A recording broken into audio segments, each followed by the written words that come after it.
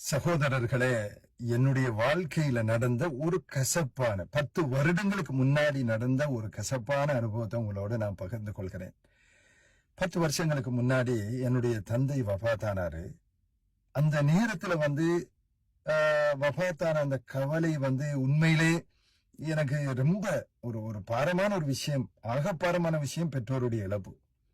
அந்த மாதிரி ஒரு கடுமையான கவலையில் இருக்கிறேன். என்ன பண்ணணும்னு தெரியல.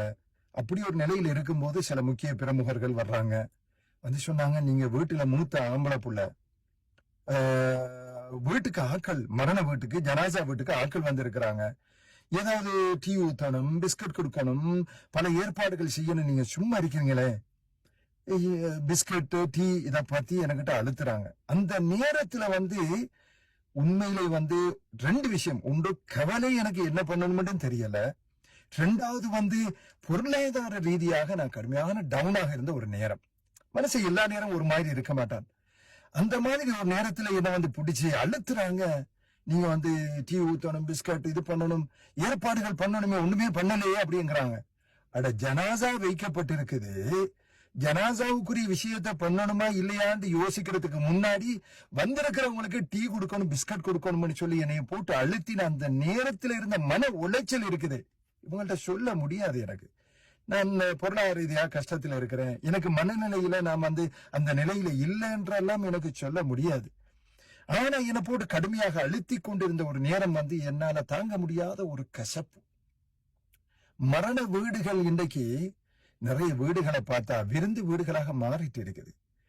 நபிகள் நாயகம் ஸல்லல்லாஹு அலைஹி வஸல்லம் அவருடைய சாச்சா மகன் ஜாஃபர் அலியல்லாஹு அவர்கள் வஃபாத்தானாங்க. அவருக்கு சின்னஞ்சிறு குழந்தைகள் நிறைய இருந்தாங்க. அந்த இழப்பு என்பது அந்த குடும்பத்துக்கு மிக கஷ்டமான ஒரு இழப்பா இருக்கும். சின்ன குழந்தைகள், அவர் போயிட்டாரு.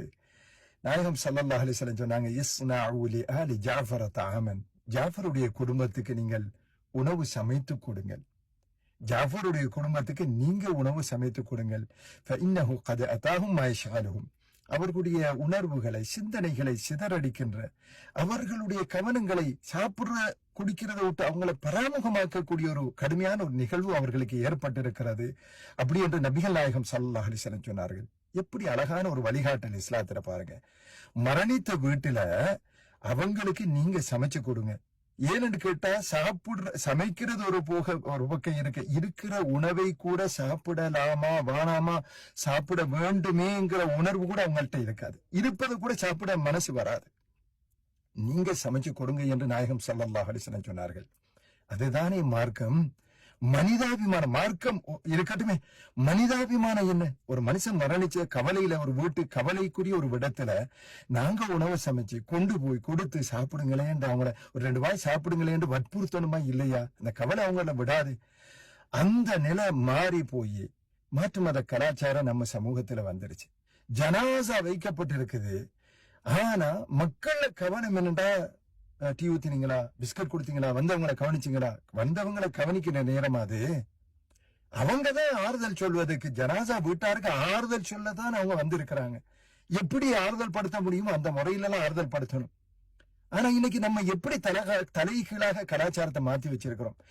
இன்னைக்கு ஞாயிற்றுக்கிழமை அசருக்கு ஒருத்தர் மௌத்தானா, நாளைக்கு திங்கட்கிழமை இஷாவுக்கு 3ஆம் கத்தம் ஊதுறாங்க. அது எப்படிடா 3வது நாள் ஆயிடுச்சு நாளைக்கு அப்படின்னு கேட்டா சொல்றாங்க, இன்னைக்கு திங்கட்கிழமை, இஸ்லாமிய கணக்குப்படி மகரிபோட திங்கட்கிழமை முடிஞ்சு, ஞாயிற்றுக்கிழமை முடிஞ்சு, ஞாயிற்றுக்கிழமை இன்னைக்கு மகரிபோட ஞாயிறு முடிஞ்சு, நாளைக்கு திங்கட்கிழமை மகரிபோட முடிஞ்சு, இஷாவுக்கு செவ்வாய்க்கிழமை தானே 3ஆம் கத்தம்.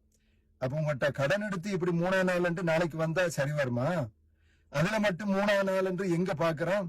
மார்க்க விஷயத்துல எவ்வளவு ஷார்ட் கட் எல்லாம் எடுக்கிறேன் சாப்பாட்டுக்கு. மரண வீடுகள் விருந்துபசார வீடுகளாக மாற்றப்படுகின்றன. மரண வீட்டார்கள் கோழி பொரிக்கிறா, எத்தனை சஹன், மட்டனா, பீஃபா, என்ன பிஸ்கட், டீக்கு என்ன பண்ணலாம் என்று யோசிக்கிற இன்னைக்கு மரண வீடுகள்ல காஃபி மெஷினே கொண்டு போய் வச்சிடறாங்க. வர்றாக்கள் எல்லாம் குடிங்க. ஒரு மரண வீட்டுக்கு நான் போயிருந்தேன் குடும்பத்தோட. எனக்கு வீடு திட்டம் இல்லை. போய் பார்த்தா அந்த ஏரியால மகரிப்புற இரவு நேரம் ஹோண்டு பந்தல் அடிச்சு புட்டுமெல்லாம் போட்டு நிறைய பேர் ஹோண்டு பேசி சிரிச்சிட்டு இருக்கிறாங்க. நான் வைஃப் கிட்ட சொன்னேன், ஒரு நேரம் இது திருமண வீடு, வேற அடுத்த ரோட்டோ தெரியலன்னு பார்த்தா அதுதான் மரண வீடு. இந்த அதாவது இந்த மாதிரி ஒரு மார்க்கமும் மனச்சாட்சிக்கும் விரோதமான சில விஷயங்கள் மரண வீடுகள்ல நடக்கின்றன. உண்மையிலே இது மாற்றப்பட வேண்டிய ஒரு கலாச்சாரம். நான் நினைக்கிறேன் சில நேரம் மாற்று கருத்துக்கள் யோசனைகள் பலருக்கு இருக்கும்.